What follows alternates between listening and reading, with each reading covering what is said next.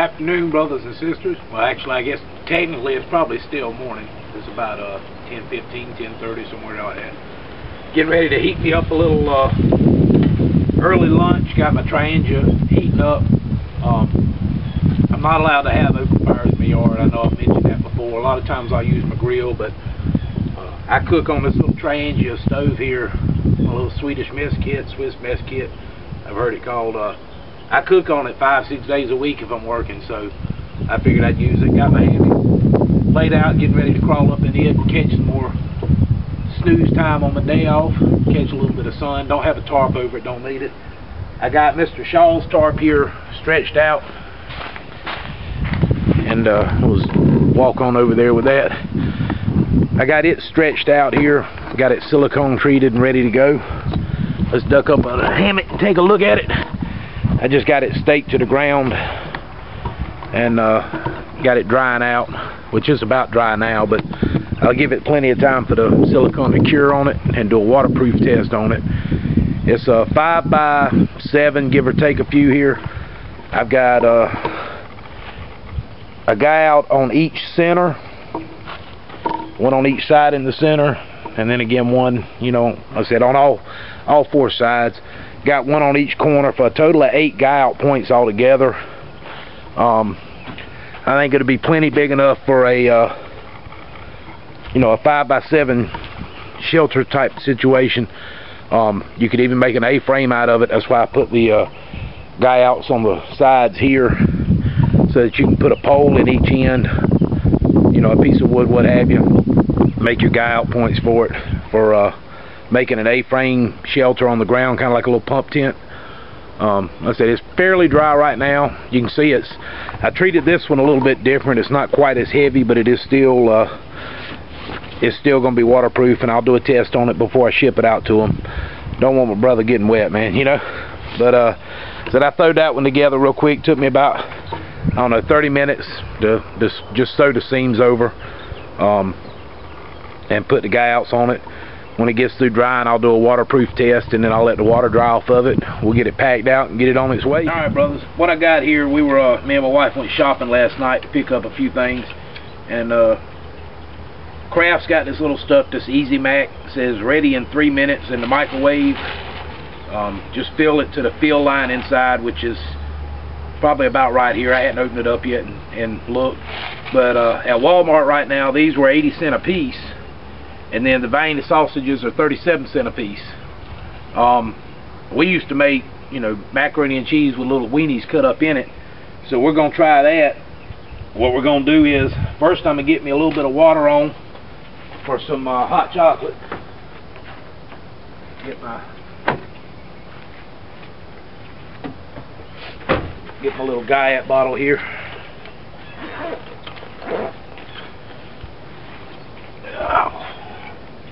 Get us a little bit of water on for some hot chocolate.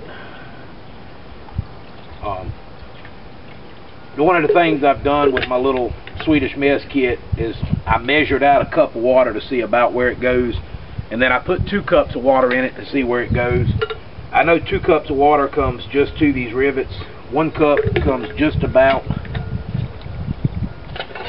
take it out real quick. If you fill it up to just about right here, just below this the first bend here, that should be 1 cup of water.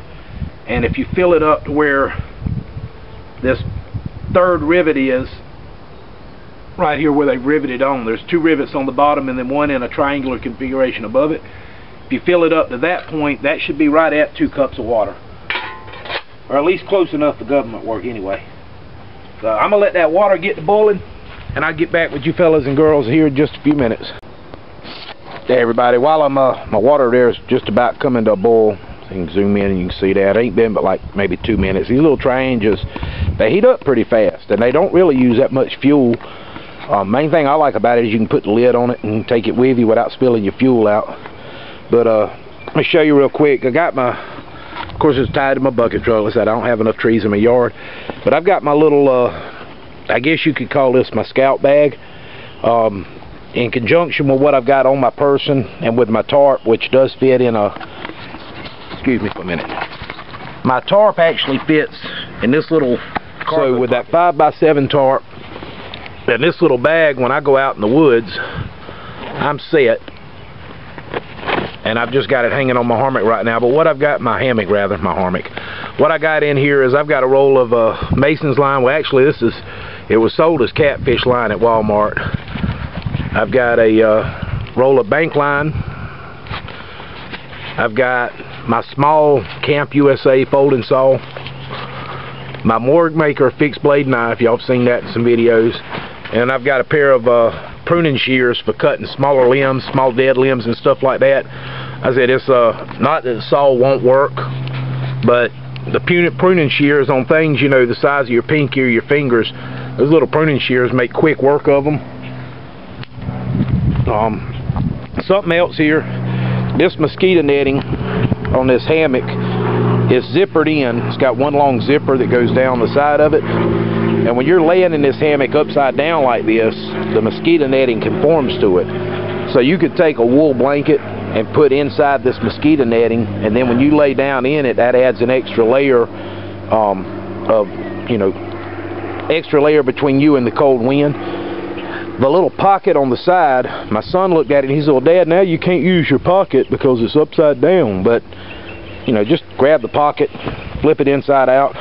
Now you still got a place that when you're laying up in the hammock, drop your cell phone in there or your pistol, you know, if you're out somewhere you need a type of protection. You know, it'll hold your personable stuff that you need close at hand. Put your knife and stuff like that in it so it doesn't rip your hammock while you're sleeping. But my water's boiling. Let me get my cocoa mixed up, and then I'll get back with you here and show you my little meal. These little meals here, like I said, it says fill to the fill line. For people interested, it's 220 calories per serving. It says it's 2.5 ounces, but that's the net weight. That's not how much food's in there. That's just how much it weighs. I said it's not a lot, but it's not bad. It comes with your standard little powdered mix. Looks like it might have some powdered milk in there as well.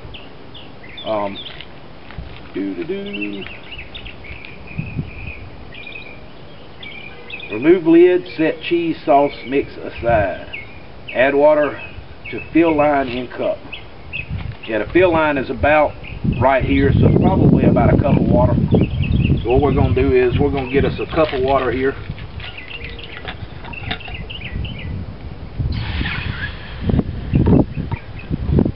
Might be a little bit more.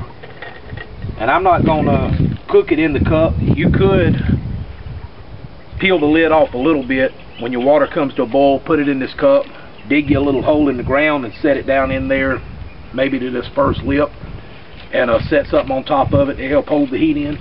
We're going to cook everything right here in the triangle.